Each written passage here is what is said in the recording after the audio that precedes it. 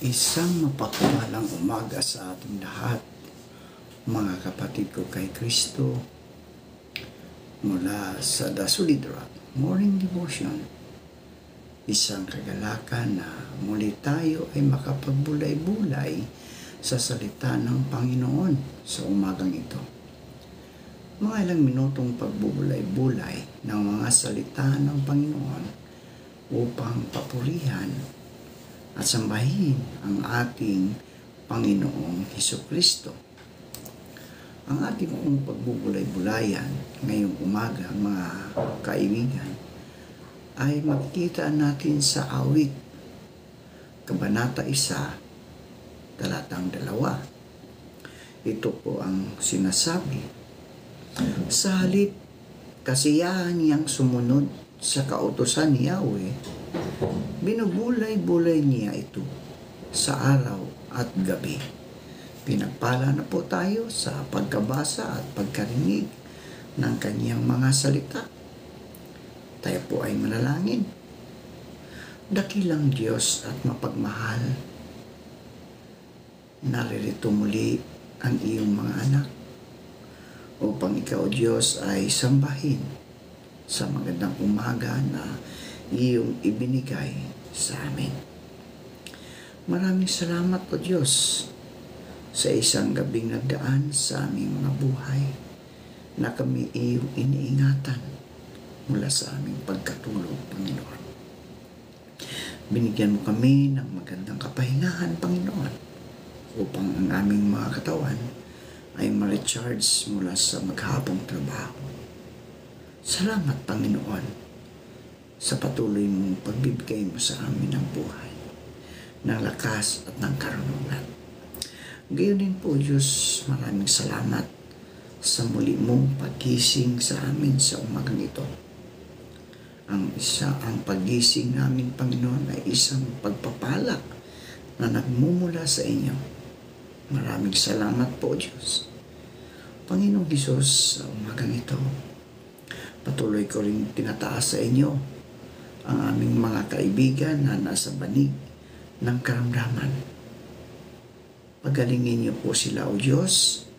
Ibalik mo ang lakas na nawala dahil sa karamdaman na kanilang naranasan, Panginoon. Ikaw, Diyos, ang siyang patuloy na maghari sa kanilang buhay upang manumbalik sa kanila ang lakas na nawala dahil sa karamdaman. Amin din inilalapit sa iyo, O Diyos, ang iyong mga anak na nagsisihanda upang pumasok sa kanilang mga trabaho. Ingatan mo sila sa kanilang paglalakbay, pagbabiyahe. Sila man ay nagdadrive ng kanilang mga sasakyan. Bigyan mo sila ng karunungan, pasensya upang hindi sila magkaroon ng problema sa daan, Panginoon. Tulungan mo sila na makarating sa kanilang mga trabaho, Panginoon, na maluwalhati, O Diyos. Amin din inilalapit sa inyo ang aming mga kaibigan na naghahanap ng trabaho. Ito man ay lokal o abroad. Naway makasumpong sila ng magandang trabaho sa tulong ng banal na Espiritu. Panginoong Hesus, amin ding inilalapit sa inyo ang aming mga kapastoran sa iyong mga iglesia, O Diyos. Saan mang dako, Panginoon, ang mga manggagawa mo, O Diyos, ay dalangin ko na patuloy mo silang ingatan. Bigyan mo sila ng lakas upang sila, O Diyos, ay makapakatuloy sa pagbabalita ng magandang balita, Panginoon, sa mga taong hindi pa nakakarinig at nakatanggap ng mabuting balita na nagmumula sa iyong mga lingkod, nadala ng iyong mga lingkod, Panginoon. Puspusin mo po ng banal na Espiritu Santo ang iyong mga lingkod, ang mga kapastoran, Panginoon, upang sila, O Diyos, ay maglingkod na may katapatan, Panginoon. May katapatan na ibalita ang magandang balita, O Lord. Panginoong Hesus, amin din inilalapit sa inyo ang aming mga kaibigang matatanda, mga senior, super senior, Panginoon, na sila ingatan mo, O Diyos. Lalong-lalo na ngayon, Panginoon, na biglang umuulan, init, Lord. Ikaw, O Diyos, ang siyang mag-protect sa kanila, Panginoon. Lalong-lalo na din, O Diyos, na meron pong isang pandemya na narito sa aming bansa, ang monkeypox, Panginoon. Proteksyonan mo po ang mga anak mong ito na hindi mahawaan, magkaroon ng karamdaman, Panginoon. Lalong-lalo ang mga senior, super senior na mahina na ang mga katawan, Panginoon. Tulungan mo sila, O Lord. Kayo din po ang mga bagong silang ng mga kabata. Ikaw, Diyos, ang siyang patuloy na mag-protect sa kanila, O Lord. Itinataas din namin, Panginoon, ang aming bansa, ang bansang Pilipinas. Pagpalain mo po ang bansang Pilipinas, O Diyos. Dalhin mo po ito sa iyong kalooban, Panginoon, upang magkaroon ng kapayapaan ang bansa, Panginoon, sa politika. Maraming salamat, O Diyos. At dalangin din namin, Panginoon, ang mga nagsiselebrate ng kanilang kaarawan at ng kanilang mga wedding anniversary. Ingatan mo po sila, O Diyos, at patuloy mo silang pagpalain. Ilayo mo sila sa anumang mga karamdaman. Amin din inilalapit sa inyo, O Diyos, ang aming mga kaibigan na nagtatrabaho sa ibang bansa, ang mga OFW. Malayo sila, O Diyos, sa kanilang mga mahal sa buhay. Nagtiis doon sa lugar kung saan sila nagtatrabaho, Panginoon, upang mabigyan lamang ng magandang buhay ang kanilang mga mahal sa buhay. Kaya Lord, ingatan mo po ang iyong mga anak na ito na hindi sila mapahamak, hindi sila matukso, Panginoon. Proteksyonan mo sila upang sila, Panginoon, ay umuwi na maayos at ang kanilang pamilya ay buong-buo, Panginoon. Lord, Ikaw, Diyos, ang siyang aming sandigan ng lahat ng ito. Dahil Ikaw ang aming Panginoon, omnipresent, omnipotent. Kaya Lord, sa iyo namin ipinagkatiwala ang aming mga kaibigan ito, O Diyos. Sa umagang ito, O Diyos, kami po ay nagpapasalamat sa lahat ng mga katugunan sa aming mga panalangin sa pangalan ni Kristo na aming Diyos at tagapagligtas. Amen.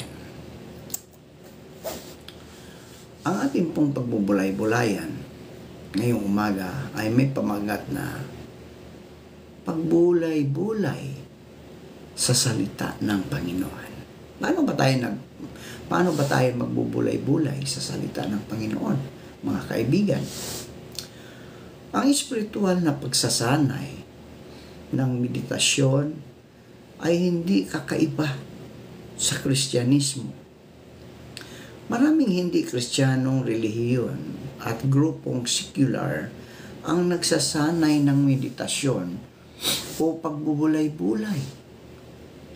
Gayunman, kung ang Biblia ang tumutukoy sa meditasyon, gaya ng lagi nitong sinasabi, hindi ito ang uri ng meditasyon na naglalayon na mawala sa sarili, manahimik o humiwalay sa katawan, gaya ng uri ng meditasyon ng transcendental o sa uri ng meditasyon ng mga Buddhist.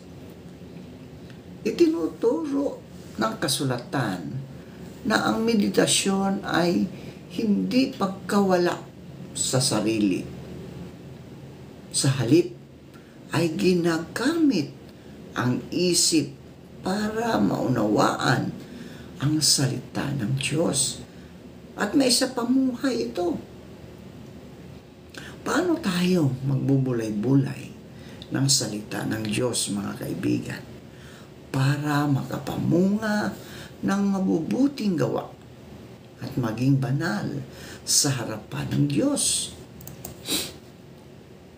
Sa sinaunang mundo ng mga Hebreo, laging ang pagbubulay-bulay ay paggamit at pagsasanay ng isipan. Inilaan ni Thomas Watson, isang pastor na Puritan noong ika-17 siglo, ang kanyang buhay sa pagbubulay-bulay sa Biblia sa tamang paraan na itinuturo at isinasabuhay ang mga katuruan ng Biblia. Ang niyang binigyan ng kahulugan ang disiplinang ito sa kanyang aklat na Heaven Taken by Storm bilang isang banal na pagsasanay ng isipan kung saan inaalaala ng mga katotohanan ng salita ng Diyos at seryosong pinag-iisipan ang mga iyon at inilalapat sa ating mga buhay. Sa pagkahulugan ni Watson, makakapagbulay-bulay tayo sa salita ng Diyos sa pag-alaala sa mga katotohanan nito. Ang pag-aalaala ay nangangailangan ng aktibo at may kamalayang paggunita sa ating nalalaman tungkol sa Diyos mula sa kanyang mga salita. Laman ka ng gunita ko, samantalang nahihimlay magdamag na ang palaging iniisip ko ay ikaw, ayon sa awit, Kabanata 63, talatang 6. At ayon sa awit 1-2, ang isang pinagpala, mabunga at isang taong matuwid ay nalulugod sa salita ng Diyos at nagbubulay-bulay sa kanyang kautusan araw at gabi. Ang pagbubulay-bulay na ito ay palagian, palagian araw at gabi at nakatuon sa banal na salita ng Diyos o sa kanyang kautusan. Nagbubulay-bulay tayo, mga kaibigan, sa salita ng Diyos sa pamagitan ng pagpuno nito sa ating mga isipan araw at gabi. Tinawag ng Diyos si Josue sa isang masigla at nagpapatuloy na pagbubulay-bulay. Ang aklat na ito ng kautusan ay huwag maghihiwalay sa iyong bibig, kundi iyong pagbubulay-bulayan araw at gabi, upang iyong masunod na gawin ang ayon sa lahat na nakasulat dito. Sapagkat kung magagayoy iyong pagiginawain, pagiginawain ang iyong lakad, at kung magagayoy, magtatamo ka ng mabuting kawakasan. Ayon sa Josue, Kabanata 1, talatang 8. Dito, ang biblikal na meditasyon ay lumalawak mula sa pag-iisip hanggang sa pagsasalita sa iyong bibig. Sinasabi din sa talata, mga kaibigan, na ang layunin ng meditasyon o pagbubulay-bulay na walang iba kundi ang pagsunod, pagsunod sa salita ng Diyos na nagdudulot ng kasaganaan at tagumpay sa harapan ng Diyos. Kabilang sa paglalarawan ni Watson sa meditasyon ang seryosong pagmumuni-muni o pag-iisip sa katotohanan ng Diyos. Sinasabi sa awit 119, talatang 15, ako'y magbubulay-bulay sa mga tuntunin mo at igagalang ang mga daan mo. Kaya nga, mga kaibigan, Ang biblikal na pagbubulay-bulay ay kinapapalooban, no? Kinapapalooban ng malalim na pagmuni-muni at pag-aaral ng salita ng Diyos. Sa tuwing binabasa natin ang Biblia, mga kaibigan, binabasa ba natin ito ng marahan at intentional?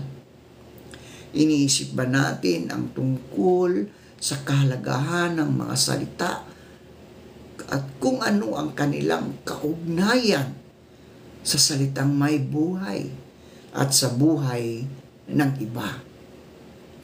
Kung gayon, mga kaibigan, pinagbulay-bulayan natin ang salita ng Diyos.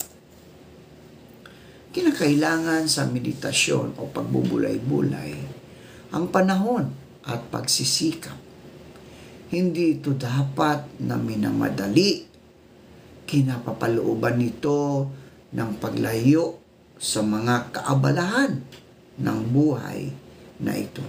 Para maituon, no? Para maituon natin ang ating mga isipan sa Diyos at sa Kanyang mga salita.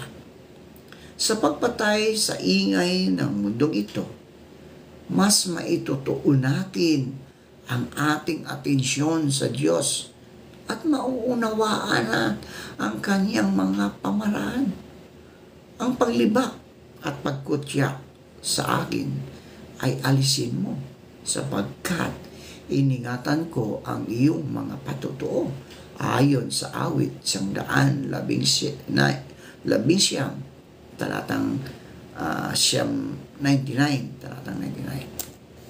Mga kaibigan, ito ngayon ang hamon para sa atin. Sa huli, binigyang pansin ni Watson na ang biblical na meditasyon o pagbubulay-bulay ay may kalakip na pagsasampamuhay ng salita ng Diyos. Atin ba itong ipinapamuhay, mga kaibigan, ng salita ng Diyos? Di ba?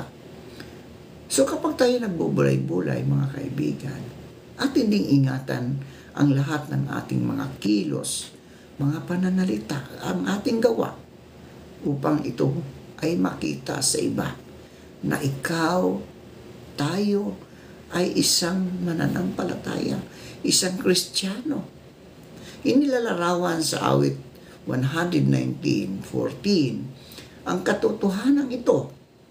Ako'y nagagalak sa daan ng iyong mga patutuo, gaya ng lahat ng kayamanan. Ang pagbubulay-bulay sa salita ng Diyos ay naging kalugod-lugod sa paningin ng Diyos dahil nagre-resulta ito sa pagbabago ng ating mga buhay. Totoo yan, mga kaibigan. Kapag araw at gabi pinagbulay-bulayan natin, binabasa natin ang salita ng Diyos, ito ay magre-resulta ng pagbabago ng ating mga buhay. Dahil nakikilala natin ng lubusan ang ating tagapagligtas, no? Para ang ating buhay ay patutuo din sa iba. Maging patutuo tayo sa iba. Witness of others na tayo ay isang Kristiyano, mananampalataya, tagasunod ni Kristo. So habang binabasa natin at sinasambit ang salita ng Diyos at aktibong pinagbubulayan ito, binibigyan tayo ng banal na espiritu ng kalakasan para isapamuhay ang mga katotohanan nito sa ating mga buhay. Ayon sa Pilipos, Kabanata 4, talatang 8-9, binibigyan tayo ni Apostol Pablo ng isang maganda at kumpletong larawan ng biblical na meditasyon. Kahuli-hulihan, mga kapatid, mga kaibigan ko kay Kristo, anumang bagay na totoo, anumang bagay na kagalang-galang, anumang bagay na matuwid, anumang bagay na malinis, anumang bagay na kaibig-ibig, anumang bagay na kapuri-puri, kung mayroong anumang kagalingan, At kung may anumang nararapat papurihan, ay isipin ninyo ang mga bagay na ito. Ang mga bagay na iyong natutunang tinanggap, narinig at nakita sa akin. Ang mga bagay na ito ang gawin ninyo at ang Diyos ng kapayapaan ay isa sa inyo. Ang pagbubulay-bulay ay isang paraan para maisa puso ang salita ng Diyos. Sa kaibuturan nito, mga kaibigan, upang maggamit ito ng banal na espiritu. Para tayo gabayan, no? Para tayo gabayan, turuan, pabanalin at baguhin mula sa panloob. Maaari nating pakinggan ang Biblia, basahin ito at sauluhin ito para pumasok sa ating mga isip at patuloy nating namnamin sa ating mga puso upang mas maging malalim ang ating pangunawa at mailapat ito sa ating mga buhay. Mga kaibigan, ang salita ng Diyos ay ating pagbubulay-bulayan. Basahin natin, namnamin, upang ito ay magbibigay sa atin ng pagbabago ng ating mga buhay. Tayo po ay manalangin. Salamat, Panginoon, sa mga salitang aming na pagbubulay-bulayan sa magandang umagang ito. Salamat sa mga anak mo na patuloy na nakikinig sa iyong mga salita at sumusunod sa iyong kalooban. Naway maging patutuo ang aming mga buhay sa iba, Panginoon, upang kami, O Diyos, makadala ng isang kaluluwa sa iyong paanan. Tulungan mo kami, Panginoon, na ang iyong mga salita ay maibahagi namin ng wasto na hindi kami dapat mangamba, Panginoon, dahil meron kaming Diyos na kasakasama sa aming mga buhay. Panginoong Hesus, naway matutunan namin ang aming mga pasasalamat sa lahat ng mga biyaya na pinagkaloob po ninyo sa amin. Matutunan namin na makontento dahil hindi na mahalaga, Panginoon, kung ito man ay maliit o malaki ang mga biyayang ipinagkaloob mo. Ang importante, O Diyos, ito ay galing sa aming Diyos na tagapagligtas. Panginoong Hesus, nasa iyong mga kamay ang aming pag-asa at ang pagtitiis namin ay magbunga nawa ng kabutihan sa pamagitan. Pagpalain po kayo ng mapagmahal at makapangyarihang Diyos ngayon at magpakailanman. Panginoong Diyos, ipinapanalangin po namin ang aming mga kaibigan na naliligaw ng landas. Naway matagpuan nila ang liwanag at tanggapin kanila bilang kanilang Diyos o personal na Diyos at tagapagligtas. Pagpalain ka nawa ng Panginoon at ingatan ka. Paliwanagin nawa ng Panginoon ang iyong mukha sa iyo at mahabag sa iyo. Ilingap nawa ng Panginoon ang kanyang mukha sa iyo at bigyan ka ng kapayapaan. Sa pangalan ng Ama at ng Anak at ng Banal na Espiritu Santo. Amen.